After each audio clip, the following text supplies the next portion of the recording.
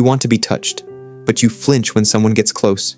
You crave closeness, physical, emotional, spiritual.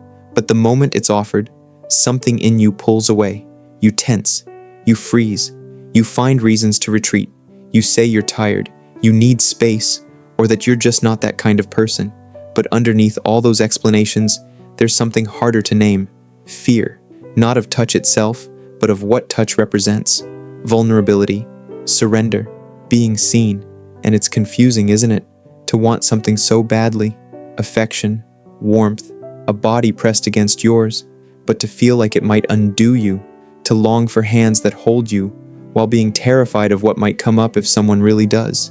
This is what it means to be touch-starved, but scared to be touched. It's not a contradiction, it's trauma, because the body doesn't forget.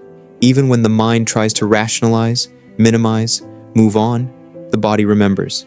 It remembers being rejected, dismissed, unloved. It remembers how it learned to survive without tenderness.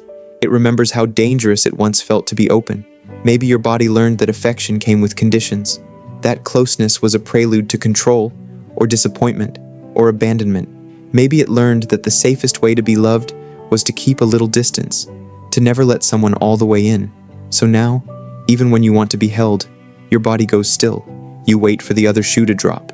You anticipate the moment they'll leave, or ask too much, or simply get bored. And to protect yourself, you pull back first. Emotionally, physically, energetically. Not because you don't care, but because part of you believes that caring too much is dangerous. Psychologically, this isn't weakness. It's a survival pattern. When touch becomes unreliable, when it's given inconsistently, or used as a form of control, the nervous system adapts.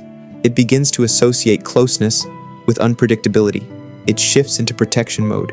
And over time, you forget what it feels like to simply rest in someone's arms without fear. But the hunger doesn't go away. It just hides beneath defensiveness. It shows up in your dreams, in your tension, in the ache you feel when you see a couple holding hands. You may even find yourself sabotaging intimacy, not because you don't want it, but because your body doesn't trust that it's safe. This is the quiet grief of touch starvation, not just the absence of affection, but the erosion of your ability to receive it. The philosopher Merleau-Ponty once wrote that the body is not merely a physical object, but our general medium for having a world. In other words, the body is how we experience reality, how we feel love, how we process safety. And when the body has been neglected or hurt, our entire experience of connection is shaped by that pain, even if we don't consciously remember why. It's not about needing more hugs. It's about what touch means. It's about what gets unlocked when someone puts their hand on your back and you don't know how to breathe. It's about the tears that rise in your throat when someone touches you gently, as if they expect nothing in return. It's about the flood of memories, not always clear ones, but sensations that come rushing in when you realize how long it's been since you felt truly held. And maybe part of you is tired of managing this alone, of trying to explain it to people who don't understand, of being told to just relax or be present as if it's that simple. But it's not about relaxing, it's about relearning safety, slowly, with people who know how to go slow with you. You don't need to rush into physical intimacy to prove that you're healed. You don't need to tolerate touch that makes your body tense just to keep someone close. What you need, what your body needs, is to be met where it is, with patience, with consent, with curiosity. You are not broken. You are not unlovable. You are a nervous system trying to remember what it feels like to belong. And you can start small. You can start by noticing what your body says yes to. Maybe it's a long shower. Maybe it's resting your hand on your own chest. Maybe it's leaning into someone for a moment longer than feels comfortable and breathing through it instead of running away. Healing doesn't require grand gestures. It requires presence. Because beneath the fear, beneath the numbness, beneath the habits of withdrawal, is a deep, unrelenting truth. You were made to be touched, not just in body, but in being. And no matter how long it takes, your body remembers how to come home to that. Sometimes the hardest thing to admit is how much we miss something we've never really had. When you're touch-starved, it's not just the absence of skin-to-skin contact you grieve, it's the emotional safety that touch represents. It's the absence of warmth that says, I see you, and I'm not leaving. What you long for is not just the touch of a hand, but the feeling of being anchored to someone. The feeling that your body doesn't have to brace itself, that it can finally exhale. But if you spent years without that kind of presence, the body forgets how to receive it. And when it finally arrives, someone kind, someone patient, someone who doesn't just want to touch you, but reach you, it can be terrifying. You want to trust it. You want to believe it's safe, but your body reacts like it's in danger. Not because it is, but because that's what it learned in the absence of care. That closeness comes with cost. That touch always means something is expected of you. That love, if it exists at all, comes with a price. So you freeze, you shut down, you deflect, or you dissociate, physically present, emotionally gone. You tell yourself you're just not a touchy person, but it's not a personality trait, it's a protective instinct. Somewhere along the way, your body decided that pulling away was safer than being open. And this creates a quiet war inside you. One part of you longs to be held, to be wrapped in someone's arms and feel, just for a moment, that the world is soft again. But another part of you is scanning for threat, watching, waiting, because touch that once felt comforting now feels foreign, or worse, dangerous. You don't just fear being touched. You fear what will surface if you finally let go. You fear the grief, the tenderness, the avalanche of everything you've kept buried just to survive. Psychologist Peter Levine, a pioneer in somatic trauma therapy, says that trauma is not what happens to us. It's what happens inside us when we are left alone with overwhelming experience. And for many, that overwhelming experience was the absence of touch, the absence of attunement, the experience of reaching out and finding no one there. So now, even when someone is there, your body doesn't believe it. You second guess their intentions. You brace for them to leave. You expect the warmth to vanish just as quickly as it came, not because you're cynical, but because this has been your reality. And yet, you still long for it, because despite everything, the fear, the flinching, the mistrust, your body remembers. Somewhere deep inside, beneath all the armor, it remembers what it means to feel safe in someone's presence.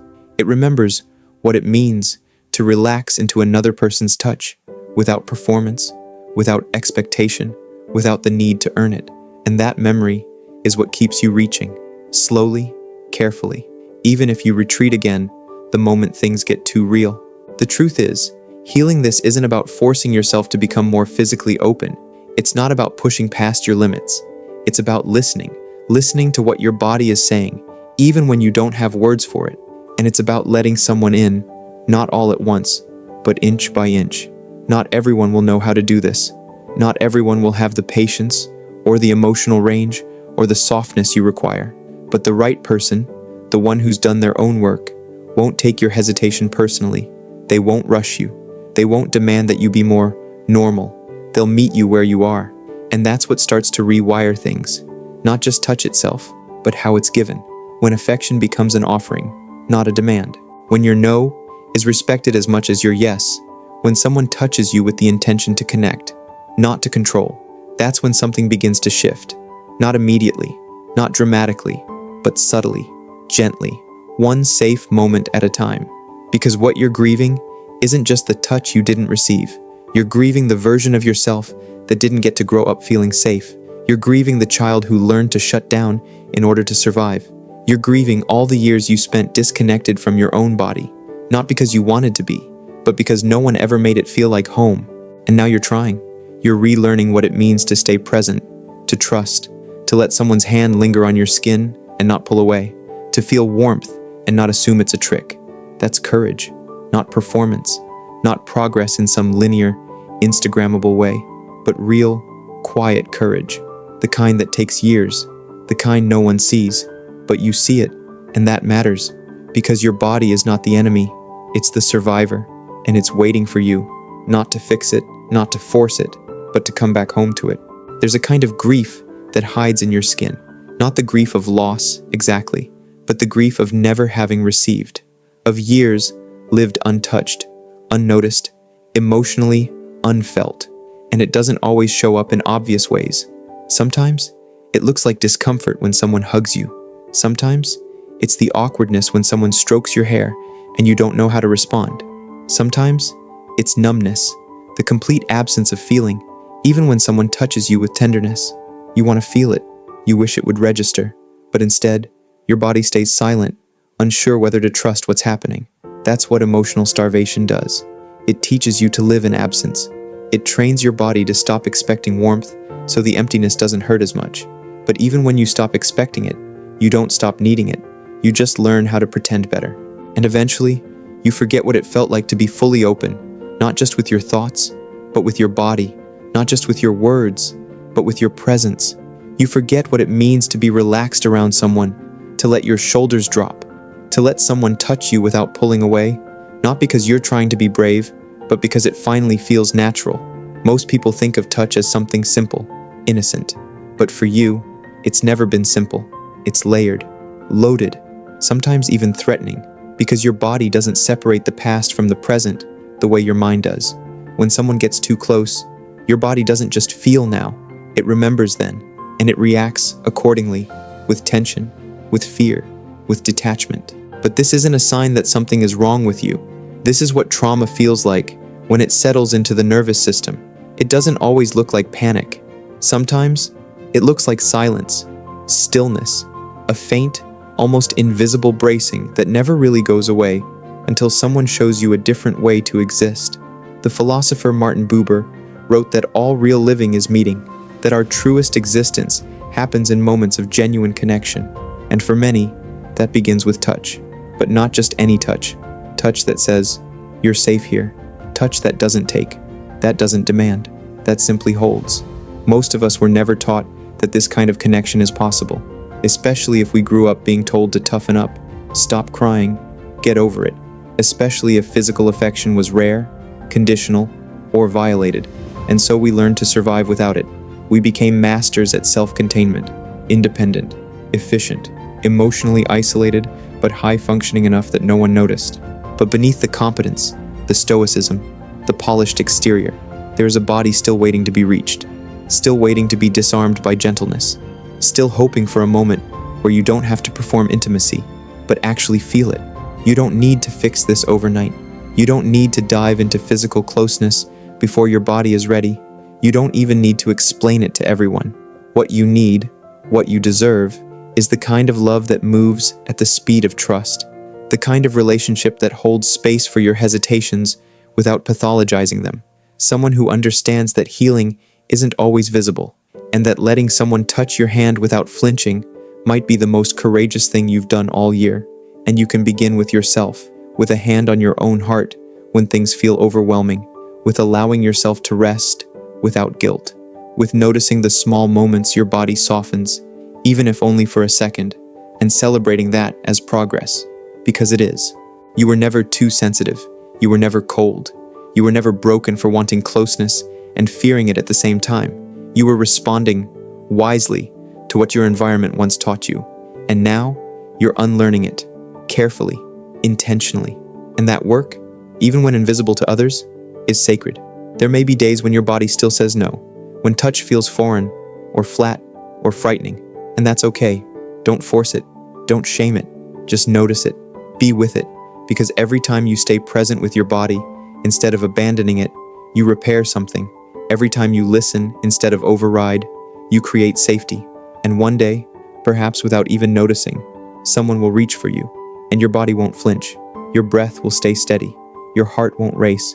You'll lean into the moment instead of away from it. And in that moment, you'll realize you're not surviving touch anymore. You're experiencing it, and you're finally home.